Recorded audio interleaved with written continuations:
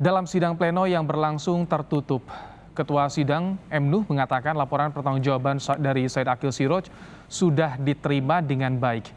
Rapat menurutnya juga dilakukan dengan nyaman. Dalam rapat yang berlangsung pada pagi tadi, Ketua Umum PBNU periode 2015-2020 Said Akil Siroj membacakan laporannya di awal sidang dan ditanggapi sejumlah peserta. Alhamdulillah, rapat pleno tentang laporan pertanggungjawaban berlangsung dengan sangat nyaman. Sehingga kalau saya nilai begitu sebagai orang di perguruan tinggi cum laude, ya sampai dengan sekarang ini cum laude. Oleh karena itu tugas kita semua menyiapkan yang berikutnya lagi ini harus lebih bagus lagi supaya summa cum laude, gitu ya. Nah, satu laporan sudah diterima dengan baik. Habis ini paralel ada yang sidang komisi di beberapa tempat. Ketua Umum PBNU periode 2015-2020 Said Akil Siroj mengapresiasi keputusan sidang pleno yang menerima laporan pertanggungjawabannya. Said Akil berharap Muktamar ke-34 NU bisa menghasilkan keputusan yang lebih baik. Saat disinggung soal peluangnya menang dalam pemilihan Ketua Umum PBNU, Said Akil menyerahkan sepenuhnya pada keputusan peserta Muktamar. Alhamdulillah LPJ terima dengan baik. LPJ terima dengan langkah selanjutnya apa ya untuk Muktamar ini? harus lebih baik lagi. Muktamar harus menghasilkan keputusan yang lebih bermanfaat untuk bangsa dan negara. Rekomendasi ketua pemilihan terserah Muktamirin dong. Terserah Muktamirin milih siapa bebas sesuai dengan nuraninya masing-masing. Yang penting LPJ tadi diterima, diapresiasi oleh seluruh wilayah dan seluruh cabang yang hadir. Yai tetap optimistis ya Yai? Apa? Yai tetap optimistis ya untuk pemilihan selanjutnya. Saya hidup tuh selalu optimis, gak pernah pesimis. Salah satu kandidat Ketua Umum PBNU periode 2021-2026 yang juga merupakan Khotib Am PBNU Yahya Khalil Stakuf mengatakan sudah menemui 447 pengurus wilayah dan pengurus cabang NU seluruh Indonesia. Menurut Yahya, para pengurus tersebut sudah menyatakan dukungan kepadanya sebagai Ketua Umum PBNU. Yahya juga berharap tidak ada yang mencemari proses pemilihan Ketua Umum PBNU dalam Muktamar kali ini. Momentum memasuki abad kedua NU ini. Maka saya tekankan sekali lagi sejak awal kepada pengurus wilayah dan pengurus cabang, saya mohon kejujuran. Jadi kalau setuju, nyatakan setuju, mari kita bersama-sama. Kalau tidak setuju, tidak apa-apa. Dan kita bisa lihat bahwa seperti saya katakan tadi, saya sudah bertemu dengan 474 pengurus wilayah dan cabang dalam 2-3 bulan terakhir ini, dan yang nyata-nyata menyatakan setuju dengan semua tawaran yang saya sampaikan, tergambar dalam pertemuan malam Rabu yang lalu di Grawangsa. Ada 447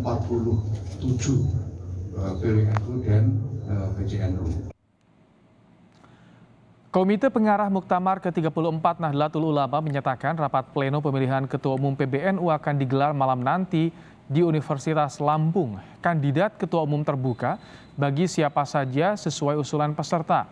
Sejauh ini ada 2 kandidat kuat untuk menjadi Ketua Umum PBNU periode 2021-2026. Keduanya adalah Said Akil Siroj dan Khotib Am PBNU Yahya Khalil Stakuf. Ada 2 kandidat kuat calon Ketua Umum PBNU. Yang pertama adalah Said Akil Siroj. Said Akil memiliki pengalaman menjadi Ketua Umum PBNU 2 periode dan kembali mencalonkan lagi untuk periode berikutnya. Laporan pertanggungjawaban Said Akil hari ini juga diterima secara bulat oleh peserta Muktamar. Kandidat calon Ketua Umum PBNU lainnya adalah Yahya Khalil Stakuf. Di kepengurusan PBNU saat ini, Yahya Khalil Stakuf menjabat sebagai Khotib Am. Di luar PBNU, ia pernah menjabat sebagai anggota One Team Press pada 2018 hingga 2019, lalu pernah menjadi juru bicara Presiden keempat Republik Indonesia Abdurrahman Wahid. Untuk mengetahui informasi terkini dari arena Muktamar ke-34 Nahdlatul Ulama, sore ini kita bersama dengan jurnalis Kompas TV ada Tifal Solesa. Tifal, Sejauh ini bagaimana persiapan pemilihan Ketua Umum PBNU yang akan berlangsung nanti malam, Tifal? Untuk persiapannya sendiri tentu akan dimatangkan lebih lanjut yang mengingat untuk saat ini kondisinya pada sore hari ada 2 agenda yang berjalan secara paralel begitu Ibrahim, yakni terkait dengan sidang komisi dari 6 komisi yang sudah dibagi oleh tim Muktamar ke-34 Nahdlatul Ulama dan mereka melakukan sidang di beberapa tempat dalam hal ini di kawasan Universitas di Kota Bandar Lampung, Provinsi Lampung ini. Nah, nanti setelah mereka melakukan sidang komisi, mereka akan mengikuti agenda pleno ketiga secara terpusat di Universitas Lampung untuk kemudian dasar-dasar dari sidang komisi ini akan menjadi pijakan ataupun dasar pegangan begitu bagi pengurusan berikutnya di periode 2021 hingga 2026, baik itu kepada Rois Am ataupun juga ketua umum terpilih nanti untuk periode yang baru begitu. Nah, untuk agenda malam nanti fokusnya mulai pada pukul 7 malam sekiranya kalau tidak ada perubahan jadwal itu nanti akan ada pemilihan Rois Am, dan pemilihan Rois Am ini sebelumnya akan dipilih dulu